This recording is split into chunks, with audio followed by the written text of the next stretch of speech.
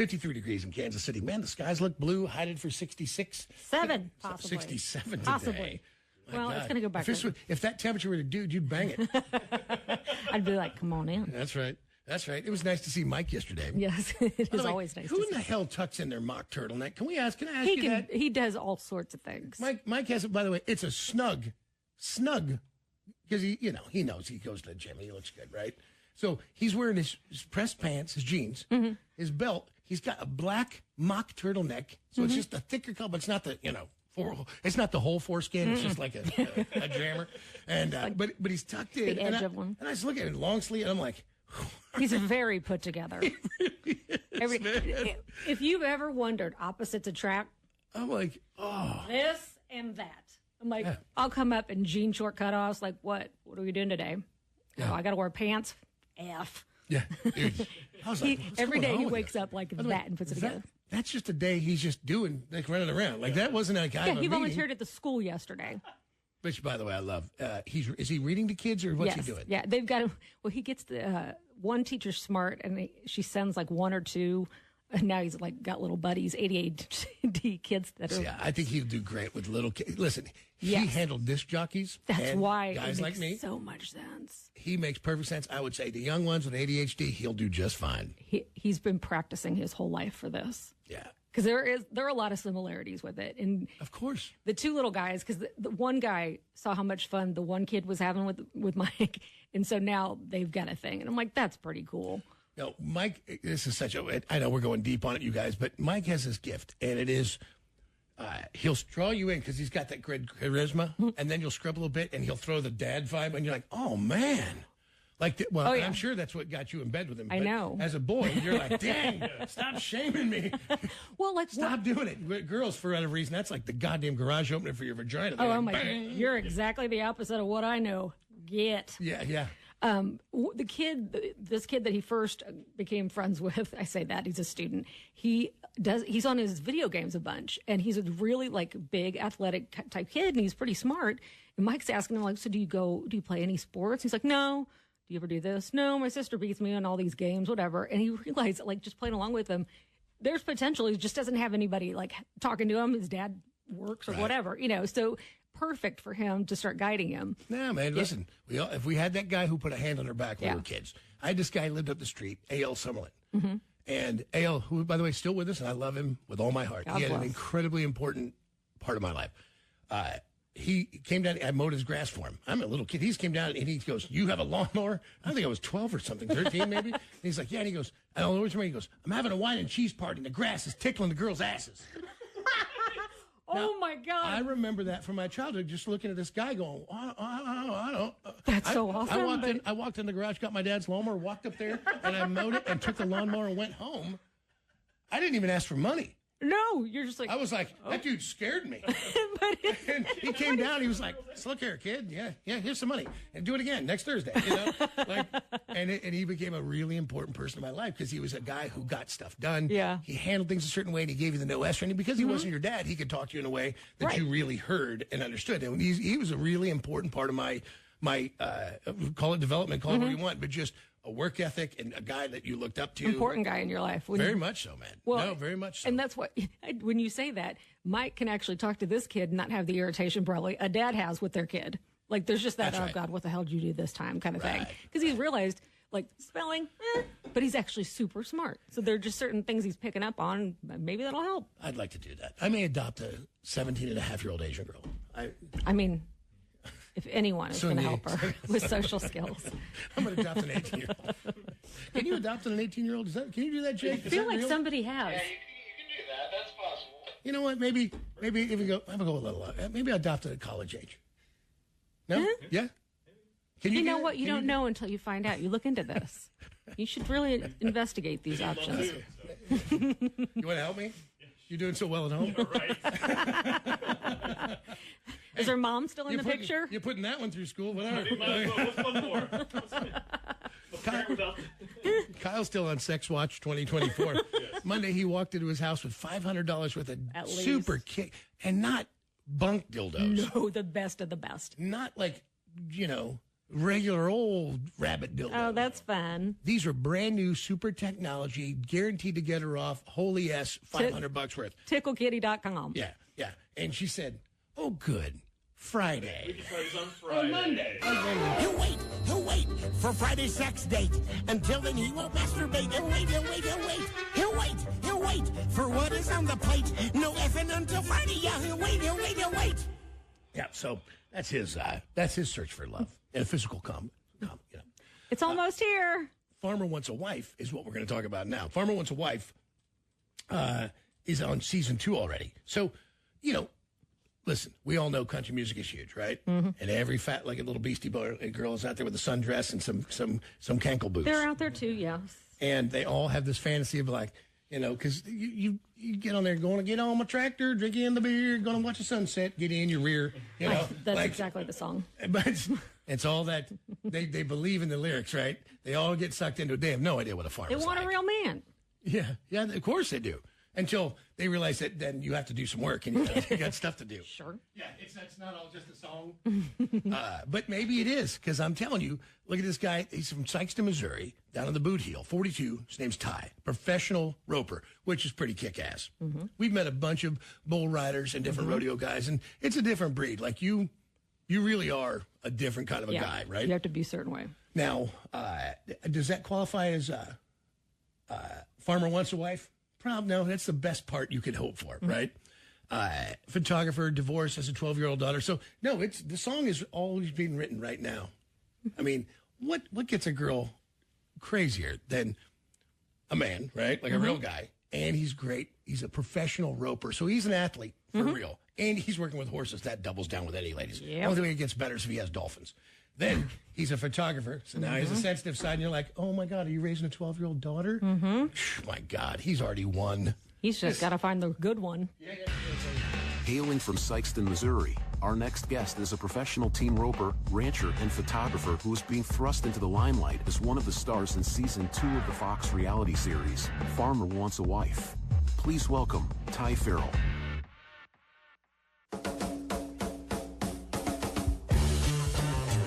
Ty, welcome to the show. How are you?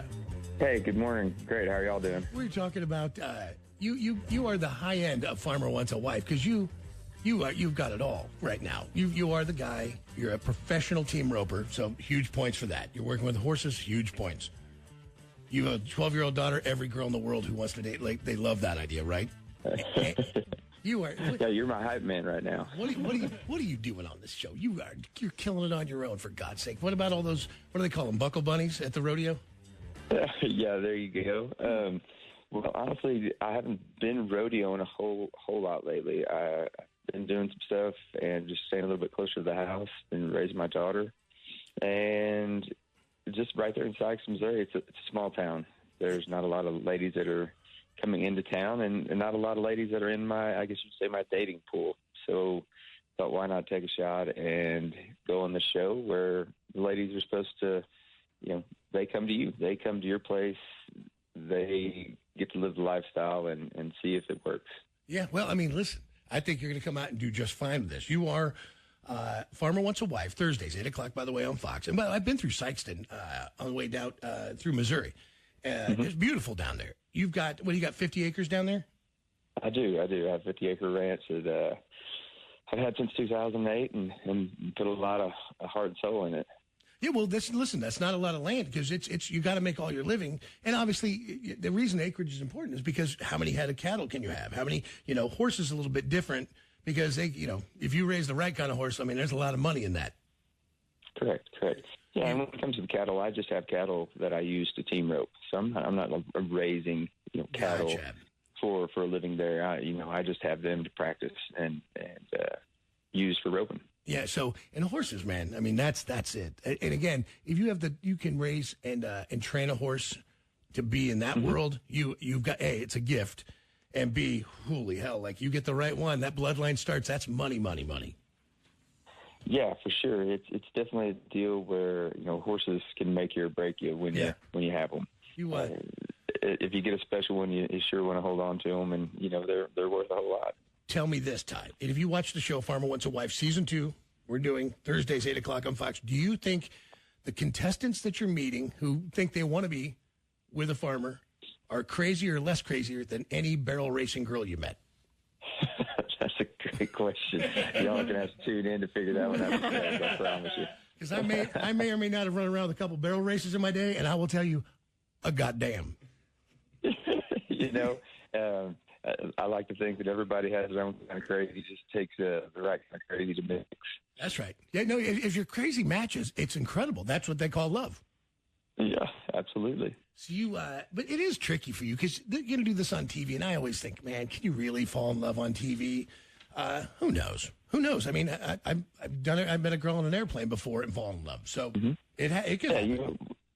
When it comes to love, everybody's got this thing where they think, oh, you've got to be together for this long or that long. If you meet somebody and they get married all of a sudden, and then they last for a lifetime. So it just all depends on the people. It depends on where you're at and how much grit you have in the future to want to make it last.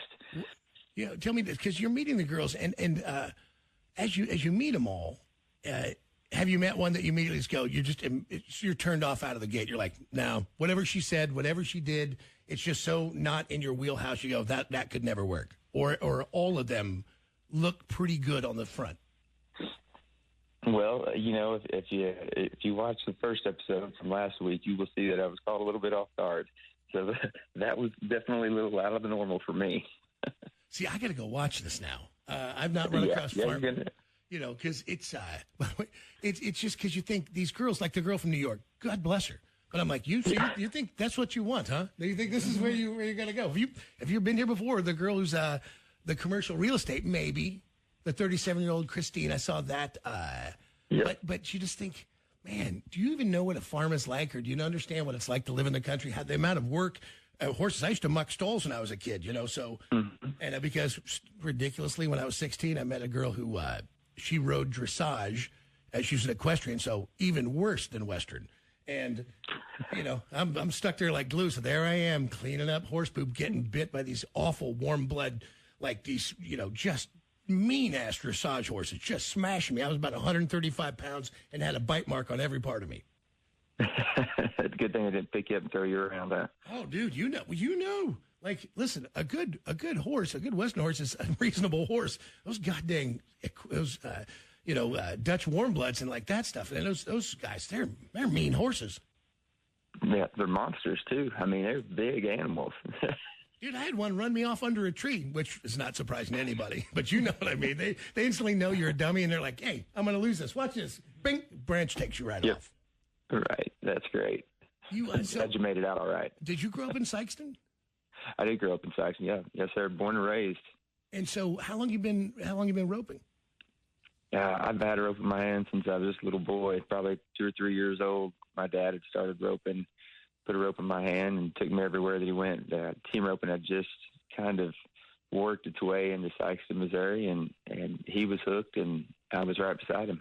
No, and this is the way out too for rural kids. Like, if you have a gift in this, there's real money to be made, and it's exciting, right? Like, you go on the tour, you go out, it's a competition. But again, this is another lifestyle. It could be dirt racing. It could be, for some kids it's baseball, some kids it's basketball, some kids it's soccer. But in rural areas, it is what you do. And if you have a propensity for it, like you have a gift. And by the way, did you know at a young age, did you start winning pretty young? I did. There's so much to it. And, being in Sikeston, Missouri, there was a lot more opportunity when I was younger. Like you're talking about, you can do something and you can get out and go places. And that's the difficult thing about being in Sikeston, really, is that you have to travel a whole lot and travel a whole lot of places when you get to a certain level.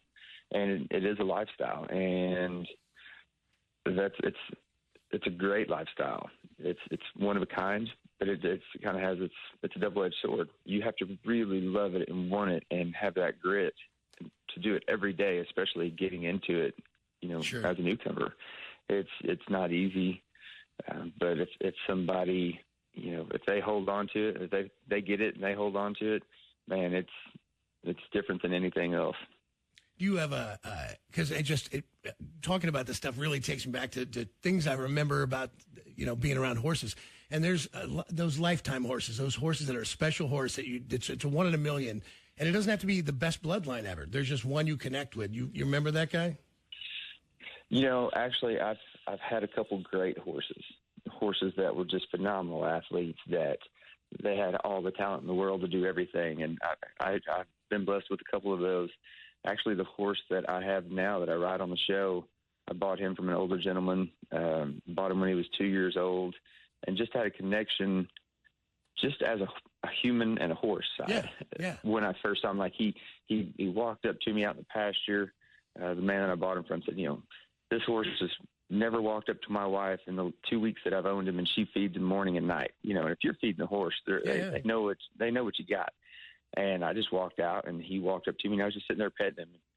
And he pushed his glasses up on his face, and he said, son, now I ain't trying to sell you a horse and be a horse trader here. You've known me longer than that. He said, but that horse has never done that to my wife in the 2 weeks she's had him. I said, that's impressive right there. And that's the horse that I'm riding on the show, and I've had him now longer than any horse I've ever had in my entire life. And there was that bond there, and it's still that way. And, he's kind of my one for sure. No, and there's a love there, and it's real. Like, I've seen it. It is you can call it what you want, but there's a synchronicity between a human being and a horse when it really clicks, and when in roping or any of those competitions, that it's effortless. It looks like it just is. You both know what the goal is, and it's crazy. Yeah, horses, just like humans, they have personalities. They're all different. Not one horse is the same as any other. And the older that I've gotten and been around horses, the more I've learned to appreciate that and really get to know them instead of just riding them and roping on them. Now I'm in a place in my life where I want to really get to know the horse, and I'm interested in them and their personality and what makes them tick. And so that's been pretty fun for me here lately. I feel like girls are right now just melting down. Just listening, I feel like basements are flooding across Kansas City. Might be. It's I'm talking about like a guy's guy, super nice cat, and again, like the real deal. It's and again, people at Fox. And like the news, the one thing I also know about networks is they don't know what to do with a guy like you. You can't even imagine what it was like growing up in Sikeston, working with animals, getting up in the morning, really working hard. It's just the one thing I've met through the years with TV people and producers is you're like an alien to them. It is definitely a different world. And we live in that world, and it's fun to get to know them, and they definitely get to see our world in a different way as well. Now, you're out in Vegas right now. Fox, did they take you out there for the Super Bowl week, but they didn't get you tickets for the Super Bowl, or yes? Well, we're kind of out here on our own, but we're doing a little bit of self promotion, but then also, of course, for the show. Fox probably would have been able to get us tickets had it been televised in Fox this year, but season one guys, they probably got a little more opportunity when it came to the Super Bowl. I'm not sure what they got to do, but yeah, I mean, anybody out there, we'd love to go to the Super Bowl. Listen, I don't know who's listening from Anheuser-Busch, but I will tell you, man, this guy was built to sell beer. Yeah, Farmer Brandon and I are out here in Vegas just enjoying the festivities and seeing what Super Bowl week is all about. You've been to Vegas, I'm sure, before, just from the competition level. I mean, those guys have some great rodeo out there. I have, yeah. They have the NFR out here, National Finals Rodeo in Vegas, the 1st of December every year. And, those guys are top tier, do it for a living. And they also have, numerous other roping events out here as well. And I've been out here and competed, I guess it was probably 6 or 8 years ago now. But almost came this past year, but things kind of didn't work out. Well, now you're on a reality TV show, Farmer Wants a Wife. If you're just joining the show, Ties with us, season 2 now, Thursdays, 8 o'clock, Kansas City time on Fox. And, how many girls, by the way, are in this competition? Because I'm scrolling through as we talk. So how many are you talking to and on these dates when you go out and you spend time? Well, you start out, the first episode we had, there's 8 ladies, and you ask 5 to come back to the ranch. And, they can accept and or they can decide if it's not fitting for them, as I had one lady do. But then when they all come back to the house, tonight's show, it'd be more like had a 24-hour solo date. So you're getting to do that and spend time with ladies, get to know them, and just kind of during the day, the one-on-one time that we get, you really do get to meet and kind of know them. It is a reality show, but you spend a whole lot of time together.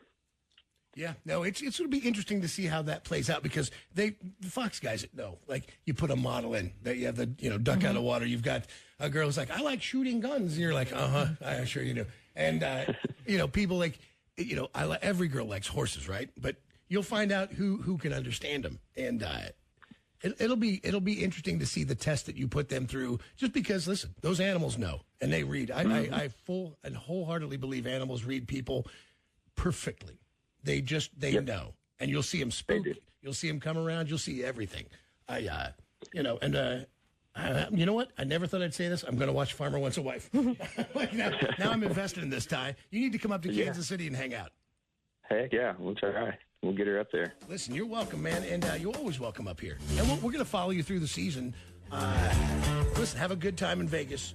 And don't take any of those little cards from those people clicking them. It's never really the girl. Just so you know. Dude, you're welcome here. Yeah, you seem like a great guy. I hope it goes well for you. I sure appreciate it. Thanks for having me on.